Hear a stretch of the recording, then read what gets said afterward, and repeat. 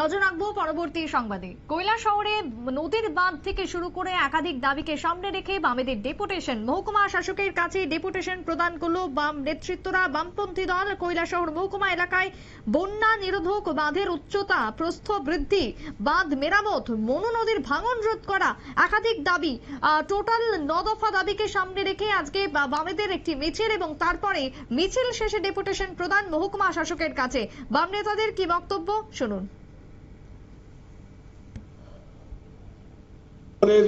9 দফা জরুরি সমস্যা নিয়ে গোটা আপামর কৈলাসহরবাসীর স্বার্থে মহকুমা শাসকের নিকট গণডেপুটেশনে মিলিত হয়েছি। এই গণডেপুটেশনে আমাদের যে 9 দফা দাবি, এই দাবিগুলির যৌক্তিকতা মহকুমা শাসক স্বীকার করেছেন।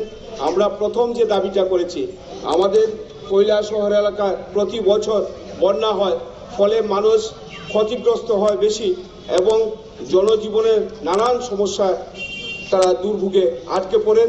এইরকম পরিস্থিতিতে মনু নদীর নাব্যতা বৃদ্ধি সহ এই নাব্যতা বৃদ্ধি করতে গেলে আমাদের কৈলাসহরের প্রশাসন, জেলা প্রশাসনের মাধ্যমে, ত্রিপুরা সরকারের মাধ্যমে, কেন্দ্রীয় সরকারের জল সম্পদ উন্নয়ন দপ্তর এবং ভূতল পরিবহন দপ্তর তাদের সাথে আলোচনা ক্রমে যাতে এই সমস্যাটা সমাধান করা যায়, নাব্যতা বৃদ্ধি করা যায়।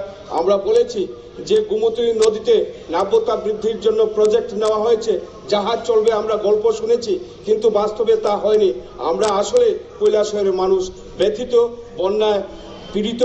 এই জায়গায় দাঁড়িয়ে আমাদের কৈলাসহরের বিষয়টা যাতে গুরুত্ব দিয়ে দেখা হয়, আমরা এই বিষয়টা বলেছি।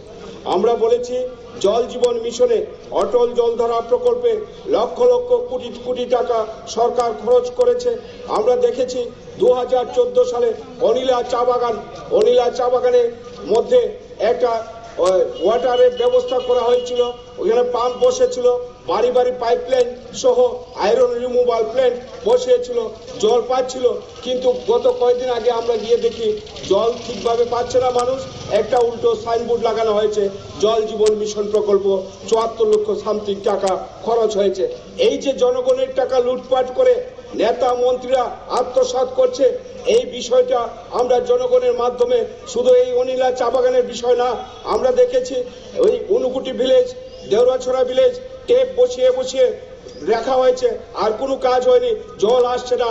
বলেছি এই চলতি শুকা মরশুমের মধ্যে কৈলাসহর এলাকার পাকা বাঁধ সহ কৈলাসহর মহকুমার সমস্ত বাঁধগুলো মেরামত করা, এই যৌক্তিকতা মহকুমা শাসক স্বীকার করেছেন। প্রয়োজনীয় উদ্যোগ নেবেন, ডিপার্টমেন্টের সাথে কথা বলবেন বলে কথা দিয়েছেন। আমরা বলেছি নভেম্বর মাস থেকে শুকা মরশুম শুরু হয়, অথচ এখনো কাজ হচ্ছে না। বন্যা আসলে পরে লক্ষ লক্ষ টাকা খরচ হয়, বস্তা দিয়ে বাঁধ তৈরি করা হয় এবং এই টাকা নয়ছয় করা হয়। বিগত বন্যায় আমরা দেখেছি মুড়ির বিল হয়েছে 18 লক্ষ টাকা, আমরা দেখেছি চিরার বিল হয়েছে, জলের বিল হয়েছে, লক্ষ লক্ষ টাকা আত্মসাৎ করছে নেতারা। এর বিরুদ্ধে প্রতিবাদ কৈলাসহরের মানুষ আজকে মুখে ভাষা পাচ্ছে।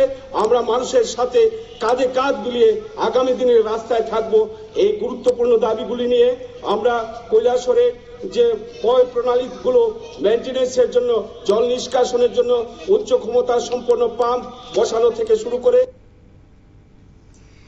বাম নেতার বক্তব্য আপনারা শুনলেন। একাধিক দাবিকে সামনে রেখে তারা আজকে রাজপথে, যদিও আগামী 29 তারিখ থেকে বামেদের 3 দিন ব্যাপী রাজ্য সম্মেলন শুরু হতে চলেছে। সেই রাজ্য সম্মেলনের আগে বামেরা বর্তমানে একেবারেই ময়দান দখলের চেষ্টায় মরিয়া হয়ে উঠেছে, সেই ছবি বা সেই কথাই বলছেন রাজনৈতিক মহল। ছোট্ট বিরতির পর ফিরবো, সঙ্গে থাকুন।